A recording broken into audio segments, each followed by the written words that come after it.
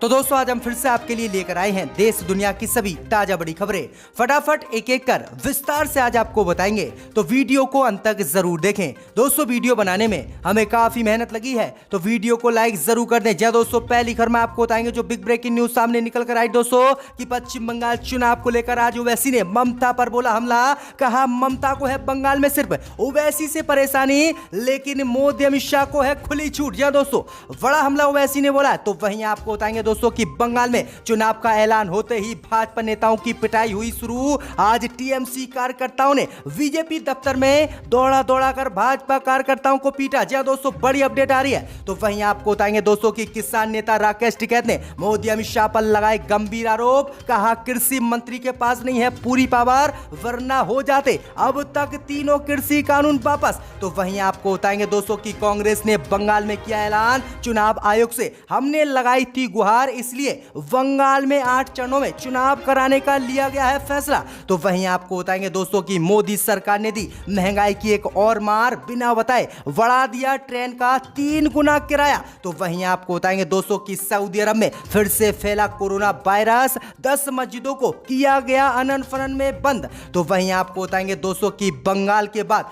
पंजाब में बॉबी देओल की film love hostel की रोकी गई शूटिंग, किसानों ने नहीं करने दी फिल्म की शूटिंग। बड़ी है बॉबी देओल की मुश्किलें, तो सभी खबरों को आपको एक एक कर बताएंगे दोस्तों, वीडियो को लाइक कर दें।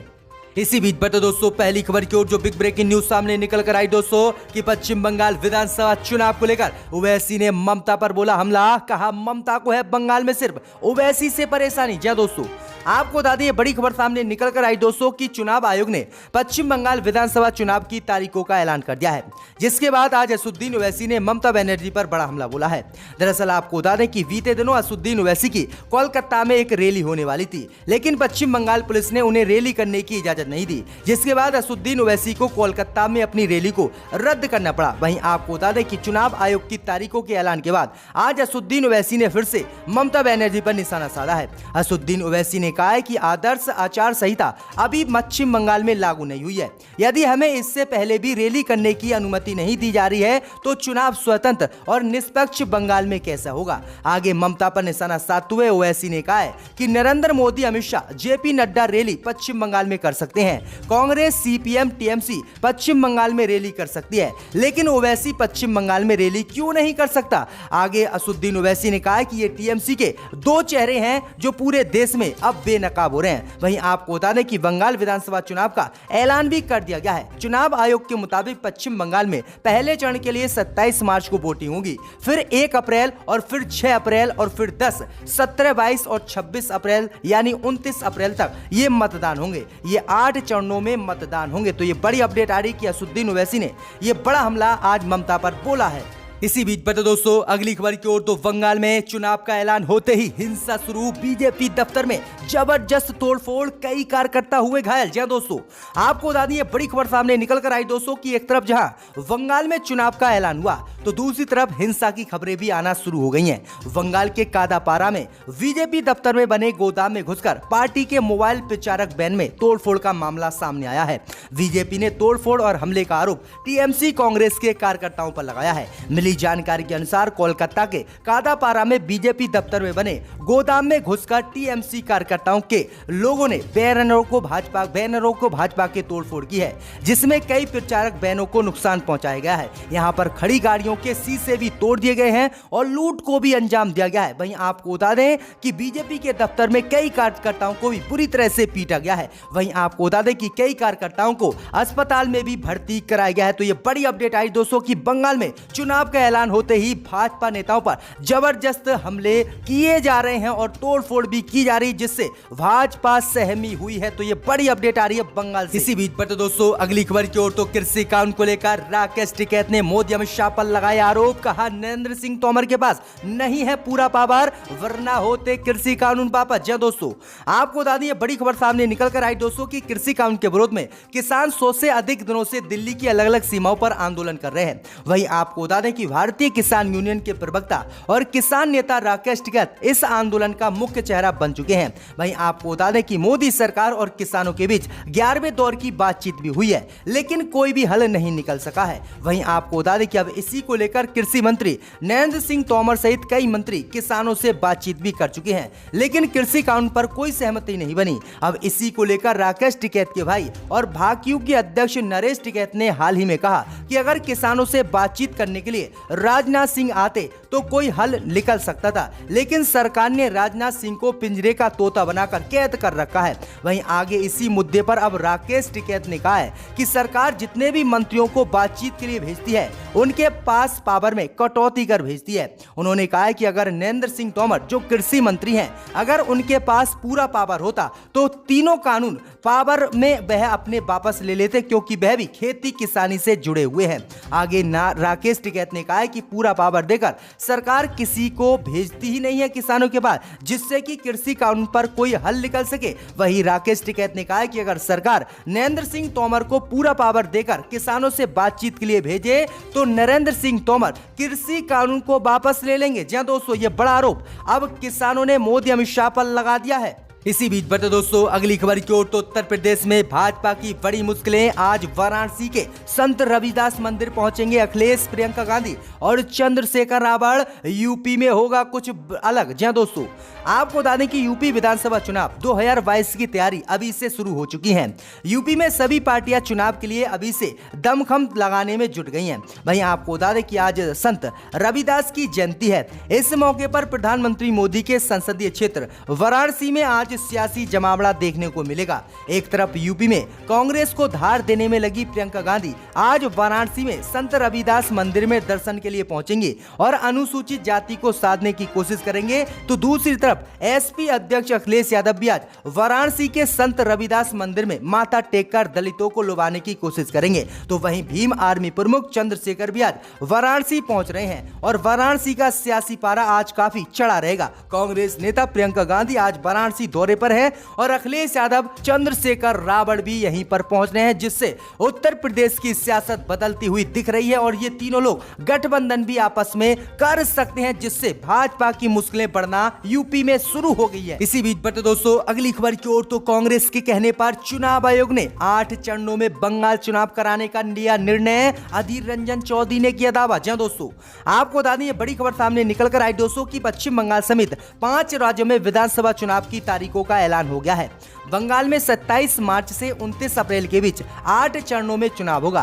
तारीखों के ऐलान के बाद ममता बनर्जी ने चुनाव आयोग पर सवाल उठाए थे, लेकिन कांग्रेस ने चुनाव आयोग के फैसले का स्वागत किया था। वहीं आपको बता दें कि अब पश्चिम बंगाल कांग्रेस अध्यक्ष अधीर रंजन चौधरी ने कहा है कि हमने चुनाव आयोग से गुहार लगाई कि पश्चिम बंगाल में चुनाव के दौरान सुरक्षा का इंतजाम ऐसा हो कि लोग बिना डरे चुनाव में भाग ले सकें। इसलिए चुनाव आयोग ने निर्णय लिया कि बंगाल में 8 चरणों में चुनाव होंगे। वहीं आपको बता दें कि टीएमसी प्रमुख और बंगाल की मुख्यमंत्री ममता बनर्जी ने चुनाव आयोग पर बीजेपी को फायदा पहुंचाने के लिए 8 चरणों में चुनाव कराने का आरोप लगाया था। तारीखों पर ममता ने पूछा कि केरल, तमिलनाडु और पुडुचेरी में 1 चरण में चुनाव हो रहा है, तो बंगाल में 8 चरणों में क्यों? वहीं आगे ममता ने कहा था कि बंगाल के किसी एक ही जिले में 2 या 3 चरणों में चुनाव क्यों? क्या मोदी और अमित शाह के दौरे के हिसाब से चुनाव आयोग ने इस चुनाव की तारीख को रखा है? तो ये बड़ी अपडेट आई दोस्तों कि अब चुनाव आयोग से कांग्रेस ने गुहार लगाई थी, जिसके बाद 8 चरणों में चुनाव कराने का निर्णय चुनाव आयोग ने बंगाल में लिया है, जिससे ममता बनर्जी काफी चिड़ी हुई हैं। इसी बीच बढ़ते दोस्तों अगली खबर की ओर तो मोदी सरकार ने दी महंगाई की एक और मार। बिना बताए 3 गुना तक बढ़ा दिया रेल का किराया। जी दोस्तों, आपको बता दें कि पेट्रोल, डीजल और रसोई गैस की कीमतें आसमान पर पहुंचने के बाद मोदी सरकार ने महंगाई की एक और मार आम जनता को दी है। रेलवे ने बगैर बताए 3 गुना तक रेल किराया आज बढ़ा दिया है। हालांकि रेलवे इसे आंशिक वृद्धि बताकर लोगों के जख्मों पर मलहम लगाने की कोशिश कर रहा है, लेकिन उसके इस कदम पर देश में कई जगहों पर लोगों ने विरोध किया है और उनके मन में गुस्सा है। लोगों का कहना है कि सरकार के हालिया कदमों से उनकी कमर एक तरह से टूटने लगी है और राहुल गांधी ने भी बढ़ाए गए किराए को लेकर मोदी सरकार पर निशाना साधा और राहुल गांधी ने कहा है कि कोविड आपदा आपकी, अवसर सरकार का पेट्रोल, डीजल, गैस और ट्रेन का किराया किस तरह से मोदी सरकार बढ़ा रही है, जिससे आम आदमी की मुश्किलें बढ़ रही हैं और उन पर बोझ बढ़ता जा रहा है। तो ये बड़ी अपडेट आ रही कि मोदी सरकार ने अब 3 गुना देश की रेलों का किराया बढ़ा दिया है। इसी बीच बता दोस्तों अगली खबर की ओर, तो पंजाब में बॉबी देओल की फिल्म लव हॉस्टल की शूटिंग का किसानों ने किया विरोध, रोकना पड़ा काम। जी दोस्तों, आपको बता दें कि कृषि कानून का विरोध कर रहे किसानों ने सरदन बाईपास के नजदीक बॉलीवुड स्टार बॉबी देओल की चल रही लव हॉस्टल फिल्म की शूटिंग को रुकवा दिया है। शूटिंग स्टाफ ने किसानों से बात करने की कोशिश की, पर किसानों ने विरोध के ऊपर अपने अड़े रहे। इसके बाद स्टाफ को शूटिंग बंद करनी पड़ी है। शूटिंग का विरोध करने पहुंचे भारतीय किसान यूनियन के नेता गुरदीप सिंह ने कहा कि जब तक केंद्र की मोदी सरकार तीनों कृषि कानूनों को रद्द नहीं करती, तब तक पंजाब में बॉलीवुड स्टारों की फिल्मों की शूटिंग नहीं होने देंगे। किसानों के भारी विरोध के कारण बॉबी देओल को भी शूटिंग रोकनी पड़ी और उसके बाद उन्हें वापस आने को कहा गया है। तो ये बड़ी अपडेट आ रही दोस्तों कि शूटिंग स्टाफ ने किसानों से बातचीत करने की कोशिश की ताकि बात बने, लेकिन किसानों ने शूटिंग करवाने से साफ इनकार कर दिया है। तो ये बड़ी अपडेट आ रही दोस्तों।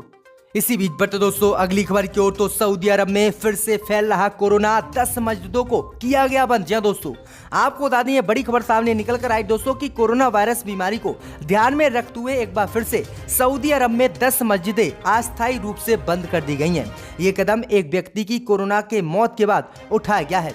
इस्लामिक मामलों के मंत्रालय दाऊद एंड गाइडेंस ने राज्य भर में क्षेत्र निरीक्षण तेज कर दिया है, जिसके परिणाम स्वरूप पिछले 3 दिनों में 32 मस्जिदें बंद हो गई हैं। कोविड-19 की संख्या फिर से सऊदी में बढ़ रही है, जिनसे अधिकारियों को डाइन इन रेस्टोरेंट बंद करने के लिए भी कहा गया है, शादियों को भी रद्द करने के लिए कहा गया है और अन्य कार्यक्रम को भी स्थगित करने के लिए प्रेरित किया गया है। तो ये बड़ी अपडेट आई दोस्तों कि सऊदी अरब में एक बार फिर से कोरोना फिर से फैलने लगा है, जिसके चलते 35 मस्जिदें बंद कर दी गई हैं। इसी बीच बता दोस्तों अगली खबर की ओर, तो हिंदू महासभा ने राहुल गांधी को लिखा पत्र, कांग्रेस का नाम बदलने की है मांग। जी दोस्तों, आपको बता दें ये बड़ी खबर सामने निकल कर आई दोस्तों कि ग्वालियर नगर निगम के वार्ड नंबर 44 से पार्षद रहे बाबूला चौरसिया ने कांग्रेस में पुनः शामिल होने का ऐलान कर दिया है, जिसके बाद राजनीति गर्मा गई है। पूर्व पार्षद बाबूलाल चौरसिया के कांग्रेस में वापसी पर हो रही देशव्यापी सियासत पर अब बड़ा बयान गॉडसे पूजकों ने दिया है। दरअसल आपको बता दें कि गॉडसे पूजक बाबूलाल चौरसिया का पुनः कांग्रेस में शामिल हो जाना अखिल भारतीय हिंदू महासभा को कुछ ज्यादा ही खटक गया है। 26 फरवरी को हिंदू महासभा ने राहुल गांधी को पत्र लिखकर कांग्रेस का नाम बदलने की सलाह दे डाली है। वहीं आपको बता दें कि हिमस के प्रदेश महामंत्री विनोद जोशी द्वारा पोस्ट किए गए इस पत्र में कुछ ऐसी बातें लिखी गई हैं जिन्हें प्रकाशित करना उचित नहीं है। पत्र में लिखा गया है कि कांग्रेस ने अपनी गलती स्वीकारी है और गांधीवादी कांग्रेस में गांधी की हत्या करने वाली गॉडसे की विचारधारा को स्वीकार किया है। पत्र में लिखा है कि ग्वालियर में नाथूराम गॉडसे का मंदिर निर्माण करने वाले पूर्व पार्षद बाबूलाल चौरसिया अकेले ही कांग्रेस में सदस्यता पा गए हैं और इससे सिद्ध होता है कि गांधीवादी कांग्रेस में अब आम नागरिक का आना अच्छा नहीं है। इसलिए पार्टी का नाम बदलकर गॉडसेवादी कांग्रेस राहुल गांधी को रख लेना चाहिए। इसी बीच बता दोस्तों अगली खबर की ओर, तो बंगाल में 8 चरणों के चुनाव पर आपत्ति करने पर ममता को मिला विपक्षी पार्टियों का साथ। जहां दोस्तों आपको बता दें ये बड़ी खबर सामने निकल कर आई दोस्तों कि पश्चिम बंगाल में 8 चरणों में चुनाव कराने के फैसले पर टीएमसी सुप्रीमो ममता बनर्जी की नाराजगी को अब विपक्षी पार्टियों का समर्थन मिला है। सीपीएम ने चुनाव आयोग से सवाल किया है कि एक जिले में 2 या 3 चरणों में चुनाव कराने का क्या मतलब है। दूसरी ओर बीजेपी के बंगाल इकाई के अध्यक्ष दिलीप घोष ने कहा है कि बीजेपी सत्ता में आएगी तो बंगाल में 1 चरण में चुनाव होगा। जिन नेताओं को सुरक्षा मिलती है उनकी सुरक्षा वापस ले ली जाएगी। आपको बता दें कि चुनाव आयोग ने बंगाल में 27 मार्च से 29 अप्रैल के बीच 8 चरणों में चुनाव कराने की घोषणा की है। कई जिलों में 2 चरणों में चुनाव होंगे। खासकर दक्षिणी 24 परगना में 3 चरणों में मतदान कराने का निर्णय किया गया है। इस पर ममता बनर्जी ने नाराजगी जताई और इसका अब विपक्षी पार्टियों को भी समर्थन ममता को दिया है। तो ये बड़ी अपडेट आ रही दोस्तों।